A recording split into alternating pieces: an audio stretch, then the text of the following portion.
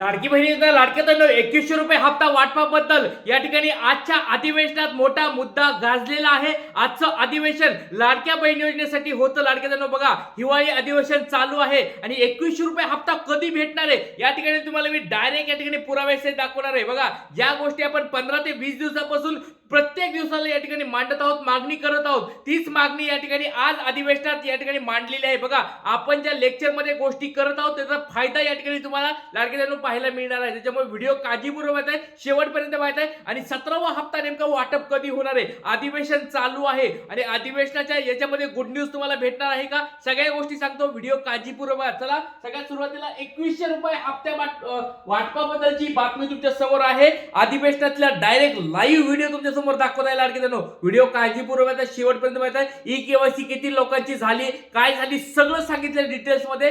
Video काळजीपूर्वक चला, वेळ आल्यानंतर व्हिडिओला सुरुवात करूया। प्रश्न आहे, एक मे केसेस करणार का? आणि 1500 रुपयाची आपण घोषणा शिंदे साहेबांनीच केलेली आहे, 2100 रुपये करणार, तर ते 2100 रुपये या आर्थिक वर्षात आपण करणार का पुढच्या आर्थिक वर्षात करणार?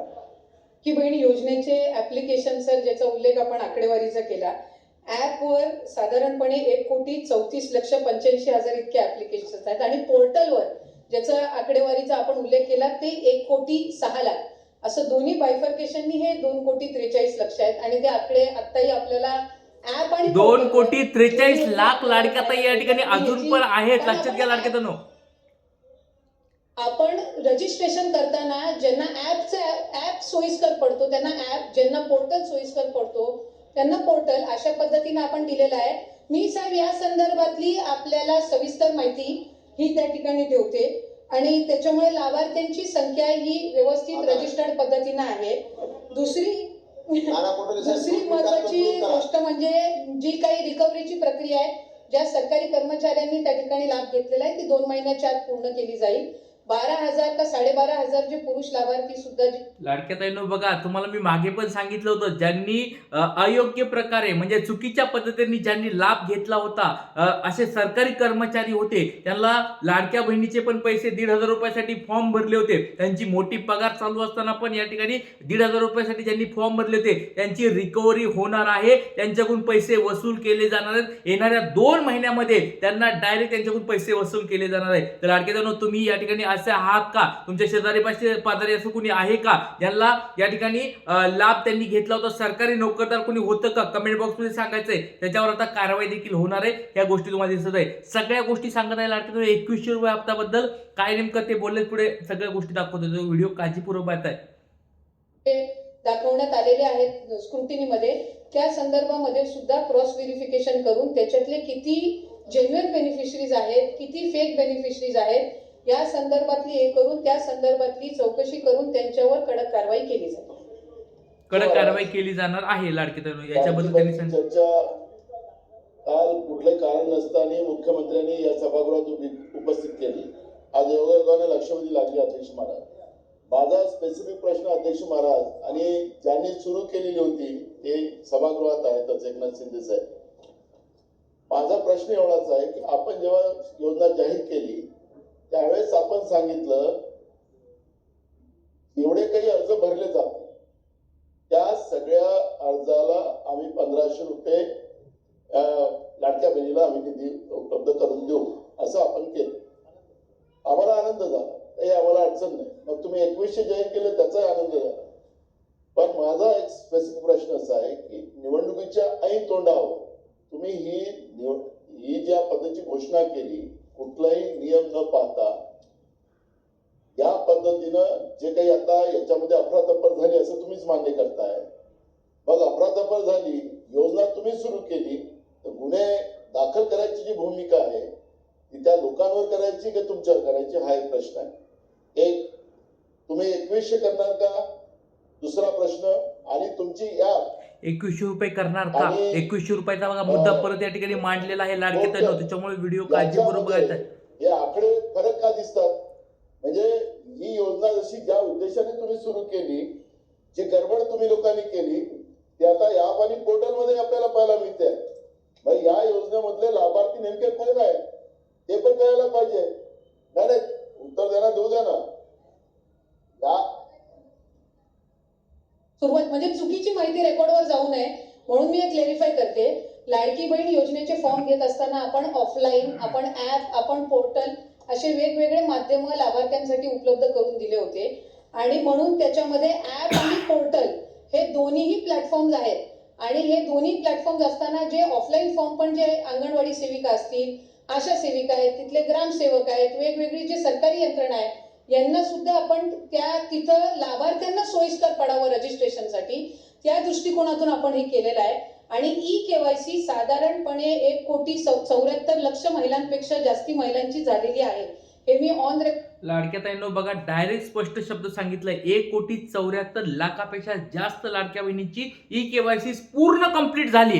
1,74,00,000 जास्त लाडक्या ताईंची ई-केवायसी पूर्ण झालेली आहे. आता राहिला प्रश्न दुसरी जी केवायसी आहे, दुसरी केवायसी म्हणजे कोणती? ज्यांना पती नाहीत, वडील नाही, त्यांनी पहिली स्टेप कंप्लीट केलेली आहे आणि डॉक्युमेंट जमा करायचे त्याबद्दल पण ते आता बोलतात. तुम्ही व्हिडिओ काळजीपूर्वक बघायचा. पण आपल्याला इथे सांगत आहे 31 डिसेंबर पर्यंत त्याची मुदत आहे आणि त्याच्यामुळे कुठेही या संदर्भामध्ये रजिस्ट्रेशन करत असताना वेगवेगळे प्लॅटफॉर्म्स आपण त्यांच्यासाठी रजिस्ट्रेशनसाठी उपलब्ध करून देत असताना कुठल्याही लाभार्थ्यांच्या आकडेवारीची, कुठल्याही गोष्टीची इथं गडबड किंवा कुठल्याही पद्धतीचे याच्यामध्ये दुर्लक्ष झालेलं नाही. सन्मान्य सदस्य हारून खान. तर लाडक्या ताईंनो या ठिकाणी स्पष्ट शब्द सांगितलेला आहे. तर अजून फेसबुकवर, ट्विटरवर लाडक्या ताईंनी आदित्य तटकरे मॅडम यांनी डायरेक्ट या ठिकाणी स्पष्ट सांगितलेलं आहे. ते पण तुम्हाला मी दाखवत आहे. व्हिडिओ काळजीपूर्वक पाहत आहे. 2100 रुपये हप्ता वाटपाबद्दल त्यांनी काही बोललेलं नाहीये. आता बहुतेक तर ते उद्याच्या सेशनमध्ये ते बोलणार आहेत, कारण की आता मुद्दा, पहिली गोष्ट म्हणजे मुद्दा मांडायला सुरुवात झाली. 2100 रुपये. आता लाडक्या ताईंनो तुम्हाला काय वाटतं कमेंट बॉक्स सांगा. जसं मी 15 ते 20 दिवसापासून दररोज म्हणतोय, मागणी पत्र पण बऱ्याच ठिकाणी जाऊन मी दिलेलं आहे की 2100 रुपये भेटायला पाहिजे. 12वा, 13वा, 14वा हप्ता ज्यांना भेटला नाही त्यांना पण भेटायला पाहिजे. ई-केवायसी अपडेट व्हायला पाहिजे. ज्यांच्या चुका झाल्यात त्या चुका दुरुस्ती करण्यासाठी त्यांनी पर्याय निर्माण करून द्यायला पाहिजे. या सगळ्या गोष्टी या ठिकाणी मी मागणी करत आहे. तर या मागणीला तुमचा सपोर्ट आहे का? 12वा, 13वा, 14वा हप्ता भेटायला पाहिजे. याच्यावर तुम्हाला काय मत आहे लाडक्या ताईंनो? आणि हा मुद्दा अधिवेशनात गेला पाहिजे. परत सांगतो लाडक्या ताईंनो, हा मुद्दा अधिवेशनात, जसं 2100 रुपयाचा प्रश्न त्यांना विचारलाय, प्रश्नाचं उत्तर त्यांना द्यावाच लागतंय. सरकार असेल, कुणी असेल, सरकारला प्रश्न अधिवेशनात विचारला कुणी पण, तर त्याचं उत्तर द्यावाच लागतंय. त्या स्वरूपात 2100चा मुद्दा मांडलाय. आता दुसरा प्रश्न आपल्याला मांडायचा, 12वा, 13वा, 14वा हप्ता ज्यांना भेटला नव्हता, 26 लाख लाडक्या ताई होत्या, त्या लाडक्या ताईला ते पैसे कधी भेटणार? हा आपला दुसरा महत्त्वाचा प्रश्न आहे. आणि ज्या लाडक्या ताईंची ई-केवायसी चुकली, अशी कोणतीच योजना नाही ज्याच्यामध्ये ई-केवायसी अपडेट करता येत नाही. सगळ्या ई-केवायसी अपडेट करता येतात. मग या लाडक्या बहिणी योजनेमध्ये ई-केवायसी का अपडेट करता येत नाहीये? हा आपला प्रश्न आहे लाडक्या ताईंनो. तुम्हाला याच्यावर काय वाटतंय कमेंट बॉक्समध्ये सांगायचं आहे. आणि बघा, अजून एक महत्त्वाची गोष्ट सांगतोय, ई-केवायसीची जी साईट आहे, वेबसाईट आहे, त्याच्यावर थोडंफार काम चालू आहे. बऱ्याच लाडक्या ताई म्हणत असतील की सर ते अपडेट का सांगितलं नाही? बघा लाडक्या ताईंनो, त्याच्याबद्दल काही काळजी करू नका. ते एखाद्या दिवसामध्ये, 2 दिवसामध्ये ते ई-केवायसी पूर्ण चालू होईल किंवा संध्याकाळपर्यंत पण चालू होईल, कारण त्याच्यावर थोडं काम चालू आहे. त्याच्यामुळे ई-केवायसीची जी लिंक आहे त्याच्यावर एक अपडेट करण्याचं काम चालू आहे. त्याच्यामुळे काळजी करू नका, ते लवकरात लवकर पाहायला मिळेल. त्याच्याकडे न जाता डायरेक्ट मुद्द्याकडे तुम्हाला येतो. बघा लाडक्या ताईंनो, आदित्य तटकरे मॅडम यांनी या ठिकाणी दिलेलं आहे. लाडकी बहीण योजनेसाठी साधारण 2,63,00,000 अर्ज प्राप्त झाले होते.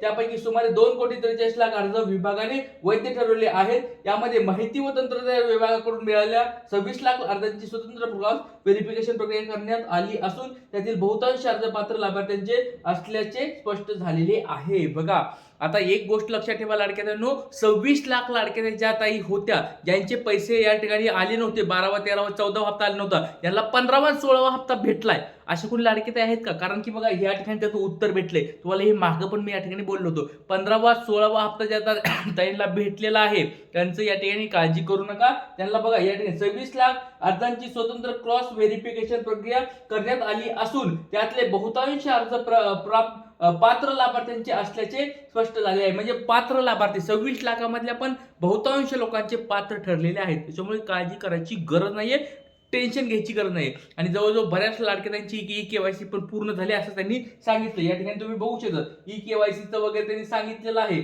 ई-केवायसी अपडेट वगैरे सगळं सांगितलेलं आहे. काळजी करायची गरज नाहीये. आता बऱ्याच लाडक्या म्हणत असेल की सर हप्ता कधी येणार आहे?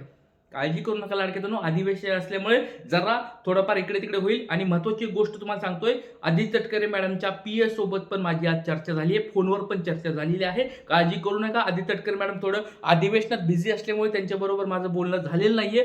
काळजी करू नका, त्यांचं पण थोड्या दिवसात माझं बोलणं होईल. पण अडचण काही नाहीये.